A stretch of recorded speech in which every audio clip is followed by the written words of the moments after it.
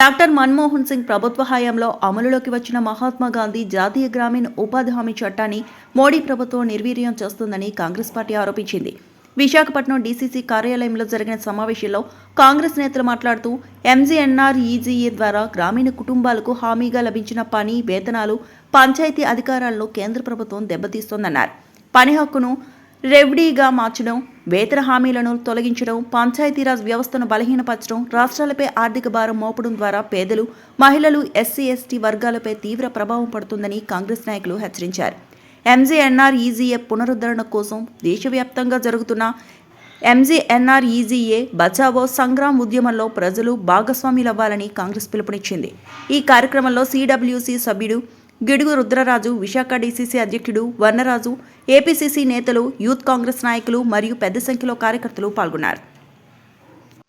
ఆ ప్రాంతాల్లో అయితే కోనసీమ కానీ, గోదావరి జిల్లాల్లో కానీ రైతులకి చాలా ఉపయోగకరంగా ఉండేటట్టు కొబ్బరి తోటల్లో కళ్యాలు తయారు చేసుకోవడం కానీ, గ్రామీణ ప్రాంతాల్లో ఉన్నటువంటి రోడ్స్, పంటలు పండిన తర్వాత పొంతులు అంటాం కదా, పొంతులు, రోడ్లు ఇవన్నీ కూడా నిర్మించుకోవడం, ఇవన్నీ కూడా చేసాం. ఇప్పుడు మార్చినటువంటి చట్టం ప్రకారం అవన్నీ కూడా ఏమీ లేకుండా చేసేటువంటి పరిస్థితి తీసుకొచ్చారు. పేరుకి 100 రోజుల ఉపాధిని మేము 125 రోజులు పంపుతా ఉన్నా, మిగిలినటువంటి అన్నీ కూడా డీవియేట్ చేసినటువంటి పరిస్థితి. సో కాంగ్రెస్ పార్టీగా జాతీయ స్థాయిలో తీసుకున్నటువంటి నిర్ణయం మేరకు ఖార్గే గారు, రాహుల్ గాంధీ గారి నేతృత్వంలో ఈ మహాత్మా గాంధీ జాతీయ గ్రామీణ ఉపాధి హామీ పథకాన్ని తిరిగి పునరుద్ధరించే వరకు కూడా కాంగ్రెస్ పార్టీ ప్రజాక్షేత్రంలో పోరాటం చేస్తూ ఉంది. గతంలో కూడా రైతాంగానికి సంబంధించి 3 నల్ల చట్టాలని నరేంద్ర మోడీ గారి ప్రభుత్వం తీసుకురావడం జరిగింది. రాహుల్ గాంధీ గారు ప్రప్రథమంగా స్పందించి దాని మీద ఈ నల్ల చట్టాలను వెనక్కి తీసుకునే విధంగా మేము పోరాటం చేస్తామని చెప్పడం జరిగింది. పోరాటం చేశారు. లోక్సభలో కానీ, రాజ్యసభలో కానీ, బయట కానీ ప్రభుత్వం మెడలు వంచి ఆ 3 నల్ల చట్టాలు కూడా వాపస్ తీసుకునే విధంగా చేసిన ఘనత కాంగ్రెస్ పార్టీది, రాహుల్ గాంధీ గారిది అనేటువంటి విషయాన్ని మనం దృష్టిలో పెట్టుకోవాలి. ఇప్పుడు ఈ చట్టంలో కూడా కాంగ్రెస్ పార్టీ గతంలో ఇచ్చినటువంటి పని అనేటువంటిది ఒక హక్కు. అప్పుడు పార్లమెంట్లో మనం యాక్ట్ చేసిన తర్వాత శ్రీమతి సోనియా గాంధీ గారు, మన్మోహన్ సింగ్ గారి నేతృత్వంలో రైట్ టు ఇన్ఫర్మేషన్ అదొక రైట్, ఫుడ్ సెక్యూరిటీ యాక్ట్ అదొక రైట్, రైట్ టు ఎడ్యుకేషన్ అదొక రైట్, అలాగే జాతీయ గ్రామీణ ఉపాధి హామీ పథకం, ఇవన్నీ కూడా ఒక రైట్ బేస్డ్. అభివృద్ధి చెందినటువంటి దేశాల్లో కూడా ఎక్కడా లేని విధంగా ఒక రైట్ బేస్డ్ పాలిటిక్స్ని, అంటే ప్రజలందరినీ కూడా లబ్ధిదారుల నుంచి హక్కుదారులకి మార్చినటువంటి ఘనత ఆనాడు కాంగ్రెస్ పార్టీ ప్రభుత్వాన్ని. ప్రాంతంలో కాంగ్రెస్ పార్టీ ఉమ్మడి ఆంధ్రప్రదేశ్లో ప్రతిపక్షంలో ఉన్నప్పుడు అనంతపురం జిల్లాలో ఒక బహిరంగ సభను నిర్వహించడం జరిగింది.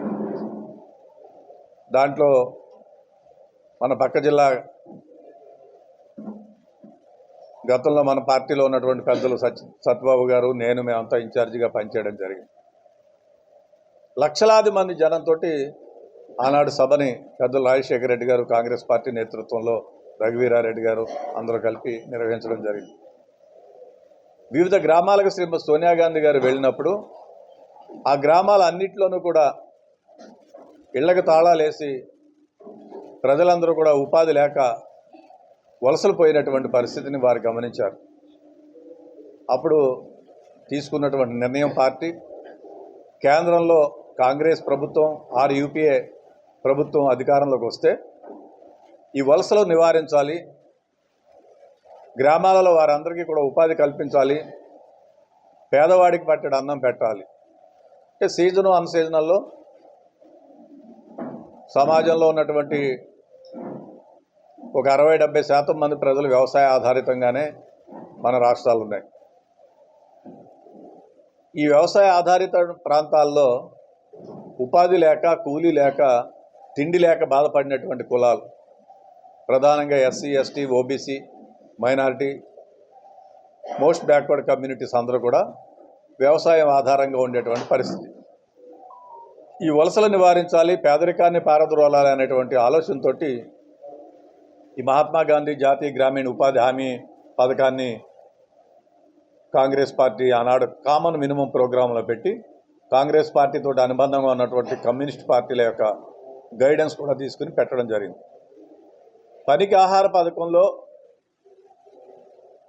జాబ్ కార్డు తీసుకున్నటువంటి 15 రోజుల్లో వాళ్ళకి ప్రభుత్వం తప్పనిసరిగా విధిగా ఉపాధి ఇవ్వాలి, లేకపోతే ఎలవెన్స్ ఇవ్వాలి. ఆనాడు కాంగ్రెస్ పార్టీ చేసినటువంటి చట్టంలో 90% నిధులు కేంద్ర ప్రభుత్వం పెట్టాలి, 10% నిధులు రాష్ట్ర ప్రభుత్వం పెట్టాలి. ఎక్కడా కూడా కాంట్రాక్టర్ల వ్యవస్థ ఉండడానికి వీల్లేదు, మిషన్స్ వాడేటువంటి పరిస్థితి లేదు. ఈ విధంగా కాంగ్రెస్ పార్టీ ఒక చట్టాన్ని తీసుకొస్తే దాని ద్వారా విప్లవాత్మకమైనటువంటి మార్పు గ్రామీణ ప్రాంతాల్లో వచ్చి పేద ప్రజలందరూ కూడా ప్రధానంగా మనీ సర్క్యులేషన్, ఆనాడు ఉన్నటువంటి ఆర్థిక పరిస్థితుల్లో గ్రామీణ భారతం చాలా ఆర్థికంగా పరిపుష్టి చెంది గ్రామాల్లో ఉన్నటువంటి పేదలందరూ కూడా ఉపాధి దొరికి వాళ్ళందరూ ఆర్థికంగా కొంత వెసులుబాటుతనానికి వచ్చినటువంటి పరిస్థితిని మనం చూసాం. దాంతోపాటు ఉపాధి హామీ పథకంలో ఎసెట్స్ క్రియేషన్ చేసాం మనం. అంటే మెటీరియల్ కాంపోనెంట్ కొంత, లేబర్ కాంపోనెంట్ కొంత పెట్టి అనేకమైనటువంటి వర్క్స్, ఎసెట్స్ దేశవ్యాప్తంగా క్రియేట్ చేయడం జరిగింది. జాతీయ స్థాయిలో కాంగ్రెస్ పార్టీ వర్కింగ్ కమిటీ సమావేశం నిర్వహించడం జరిగింది. కాంగ్రెస్ అధ్యక్షులు శ్రీ మల్లికార్జున ఖార్గే గారు, లోక్సభలో ప్రతిపక్ష నాయకులు శ్రీ రాహుల్ గాంధీ గారు, యూపీఏ చైర్పర్సన్గా 10 సంవత్సరాలు ఈ దేశాన్ని అభివృద్ధి రంగంలో నడిపించినటువంటి శ్రీమతి సోనియా గాంధీ గారు, కాంగ్రెస్ పార్టీ వర్కింగ్ కమిటీ సభ్యులందరూ కూడా దాంట్లో పాల్గొనడం జరిగింది. ప్రధానంగా జాతీయ స్థాయిలో భారతీయ జనతా పార్టీ తీసుకుని వచ్చినటువంటి విబిజీ రామ్జీ అనేటువంటి చట్టం, అదేవిధంగా యూపీఏ గవర్నమెంట్ నేతృత్వంలో Congress party or India alliance parties common minimum programme ద్వారా తీసుకొచ్చినటువంటి మహాత్మా గాంధీ జాతీయ గ్రామీణ ఉపాధి హామీ పథకం, ఆ పథకానికి ఈ పథకానికి ప్రధానమైనటువంటి మార్పు మహాత్మా గాంధీ గారి పేరు తొలగించడం.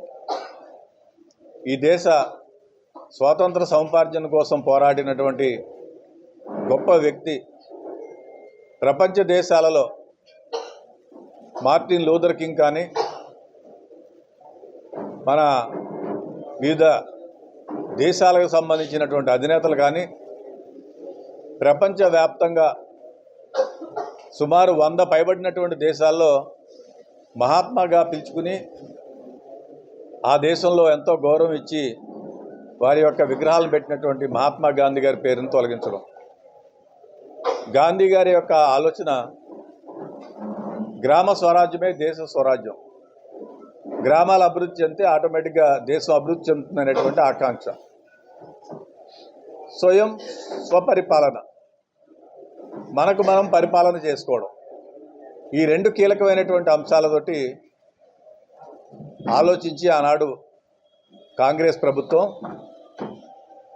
డాక్టర్ మన్మోహన్ సింగ్ గారు ప్రధానమంత్రిగా, శ్రీమతి సోనియా గాంధీ గారు యూపీఏ చైర్పర్సన్గా ఈ యొక్క పథకాన్ని తీసుకురావడం జరిగింది. అనగానే వాళ్ళకి తప్పనిసరిగా స్టేక్ హోల్డర్స్గా వాళ్ళు ఉండేటువంటి పరిస్థితి. అటువంటి చట్టాన్ని ఒక రైట్ నుంచి తీసేసి వేళ ఉంటే ఉండొచ్చు, ఉండకపోవచ్చు, ఆ విధంగా చేసినటువంటి పరిస్థితి.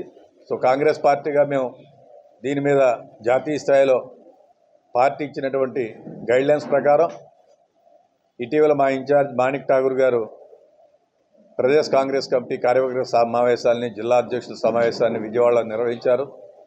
దాని తర్వాత అన్ని జిల్లా కాంగ్రెస్ కార్యాలయాల్లోనూ ప్రెస్ కాన్ఫరెన్స్లు పెట్టారు. దాని తర్వాత ఒకరోజు నిరసన ప్రదర్శనని ఏర్పాటు చేయడం జరిగింది. ఇప్పుడు జిల్లా కాంగ్రెస్ కమిటీ అధ్యక్షులకు ఇచ్చినటువంటి డైరెక్షన్స్ ప్రకారం పిసిసి ప్రెసిడెంట్ శ్రీమతి షర్మిలారెడ్డి గారి నేతృత్వంలో ఆంధ్రప్రదేశ్లోని అన్ని జిల్లాల్లోనూ, అన్ని నియోజకవర్గాల్లోనూ కూడా 175 నియోజకవర్గాల్లోనూ ఆయా జిల్లా నియోజకవర్గ బాధ్యుల నేతృత్వంలో ఎవరైతే ఈ ఉపాధి హామీ కూలీలు ఉంటారో వాళ్ళందరినీ కూడా కలిసి వాళ్ళకు ఒక అవేర్నెస్ క్యాంపెయిన్ని వాళ్ళ తీసుకొచ్చే విధంగా, తద్వారా కేంద్ర ప్రభుత్వం మీద ఒత్తిడి తీసుకొచ్చే విధంగా చర్యలు తీసుకోవడం జరుగుతుంది. ఆ దిశగా కార్యక్రమాలన్నీ కూడా జరుగుతున్నాయి. ప్రధానంగా రాహుల్ గాంధీ గారు, మల్లికార్జున ఖార్గే గారు నిన్న ఒక లెటర్ తయారు చేశారు. ప్రతి ఒక్క లబ్ధిదారుడు కానీ హక్కుదారుడు కానీ ఎవరైతే ఉంటారో వాళ్ళందరికీ కూడా ఒక ప్రత్యక్షంగా ఉత్తరాన్ని రాయడం జరిగింది. ఈ ఉత్తరం